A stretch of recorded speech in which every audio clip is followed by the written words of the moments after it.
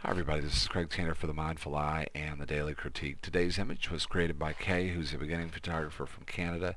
Kay shot this with a Canon 5D Mark II, effective focal length of 250 millimeters, exposure trio is ISO 160 f9.5 and 1/90th of a second. Kay says this was shot at Slough in Richmond, British Columbia, and Kay says there was a feeling of wanting to capture the unique colors in the aging boats and planned on working those in post. Under questions and comments, Kay says, I've been working on exposure and composition, wondering how I'm doing. Let's get right into it here. From an exposure standpoint, I think if Kay's going for an average exposure here, then Kay has sort of nailed it. I look at the scene and I see a scene that has the potential to express everything from pure black to pure white, and plenty of areas where we can express sort of mid-grays.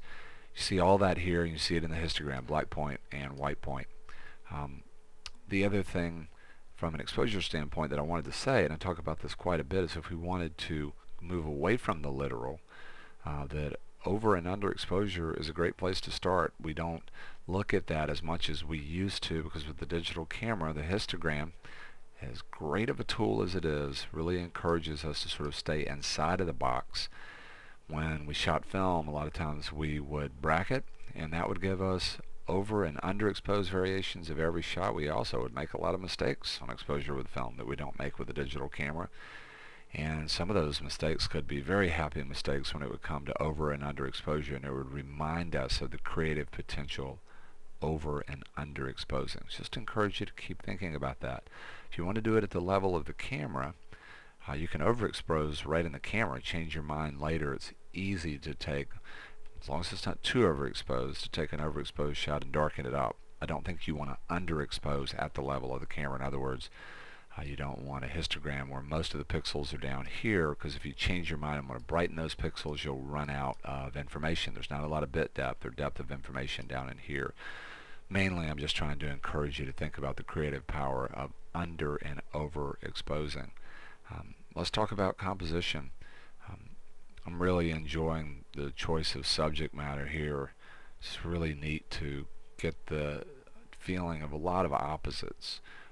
The big boat and the dinghy, the feeling of all the aging over here, and then the green of this area of plants and shrubs and grasses, and just the concept of these kind of marching forward, and the boats being overwhelmed by this area now. Maybe used to be water, and now it's drying out and the plants are taking over.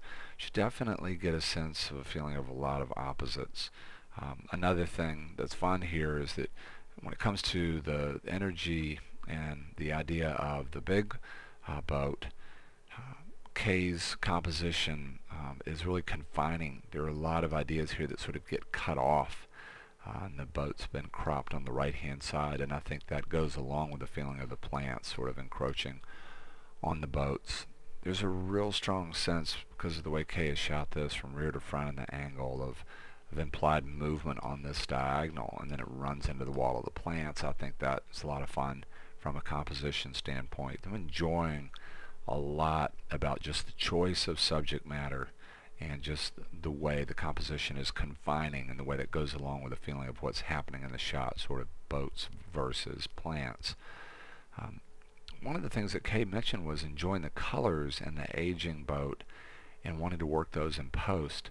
And one of my ideas for perfect world variation would be to take that a lot further. If we were willing to go past the literal, I think we could change the emphasis here. One of the things that's happening for me when I look at this is that a lot of the most dramatic color is right here. And I've talked about the idea of the encroaching plants playing off of the boat. But right now, from a design standpoint, this area of the image is really overwhelming me, and to me, this is the main subject. I'd like to bring out a lot more color here, and not only de-emphasize color here, but create some feeling in here where it's so yellow-red. This is such a powerful color. Create more of a feeling of these plant areas being dried out, sort of undersaturated. I still want to get the feeling of the movement of the plants here. I just don't want, from a design standpoint and a color standpoint, this to overwhelm so much. And I basically created 3 changes on one layer. And using curves, I came in and I got rid of the color cast that's everywhere. There's a yellow, oranges, amber color cast everywhere. And I use curves to white balance the boat to get rid of the color cast on the boats. Then I use 2 hue saturation layers, one to drive saturation way up in any areas where there was the potential for color in the boat, and I played around with that down in here too in the grasses. I brought up a lot of blue here, yellow here, orange here, brought the green up here, brought the color up in the grasses. So neutralize the gray areas and then bring up a lot of color. Very much desaturate this area right in here and try and harmonize this kind of feeling of old bones in the plants. And I just did that using desaturate. You know, we think so much about saturation. We think about adding color, because if we shoot in raw, very flat from a contrast standpoint and very flat from a color standpoint. I don't think we use the concept of desaturating color enough in color files where we're trying to de-emphasize something. It's a very, very powerful way to turn an area of the image down, and a lot of times I do that to background information and shots to make the main subject more exciting. Here's the layer where I did all of that work. So there's the change, there's before, here's after. So just want to, with the graphical highlighter, emphasize a couple of points that I was talking about. You can see that this area now not only has been desaturated and some of the visual power has been taken out of it. By doing that and leaving this area in here green, there's more form back here. It doesn't just feel like a big wall of color coming at you. There's more of a feeling of movement. You can see that I tried to play the feeling of movement on that diagonal all the way through by doing that. And I'm doing it kind of on both sides of the line. Green and green here now have the feeling of kind of connecting. The separation happens here. You get more of a sense of this kind of pointing in, connecting up with this line. The boats to me now are sort of the main idea, and there's more of a feeling of them kind of trying to move into the plants. I get more of a feeling of these areas now being connected from a design standpoint, but still the original feeling of kind of boats versus plants and the plants winning. So one more time, before and after, would love to hear your feedback about those changes. And you can see that the vast majority of that, if not all of it, really is just color changes. The other thing that I always think about is black and white, particularly here where you have so much monochrome on the boats, and you could have a lot of fun with the black and white adjustment layer here. I mean, you could do all kinds of variations. Here's one that's more literal on the boats. You could really bring the yellow way up here and start to make this more of a shot where you kind of have to get oriented and you move back and forth between the texture and the plants and the boats. I kind of like this variation quite a bit. I mean, you could keep pushing towards something that was brighter and brighter and almost kind of high key and glowing or infrared. Lots of different ways to look at this, playing with the sliders in the black and white adjustment layer, because there's a lot of suggestion, even though it's subtle.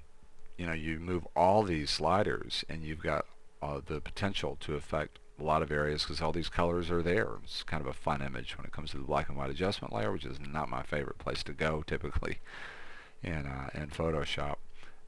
Last thing that I want to say is that this image also makes me think about dimensional lighting. I think in this variation, I feel like the color is helping to really emphasize the boats as the main idea, but I think that light could do that too. If you had light that was more dimensional and really drew attention to one area or another of the image. Another thing that I think could do that here would be a person. To me, this is a great stage for a character that's working on the boat, or I could just see a person in a lot of different places in the shot doing a lot of different things that would really sort of add an anchoring idea in this quiet light to the image. Kay's skill level is beginner, and I think really great choice of subject matter. Kay's asking about simple things, you know, like exposure, and one of the things that I try to do as a teacher is to have a sense of fairness when it comes to critique, and I think this is just a stunning shot for a beginning photographer. You know, in the tradition of photography, choice of subject matter is so huge. Photography originally was sort of a documentary tool, And in that school of photography, the things that we choose to share with people just in terms of choice of subject matter is so important. And this is amazing choice of subject matter. And one of my favorite things about this is the confining feeling of the composition and how that goes along with the relationship between the boats and the plants. Really great shot from Kay. And I want to say a big thank you to Kay and a big thank you to you for being here. Hope to see you again real soon on the Mindful Eye.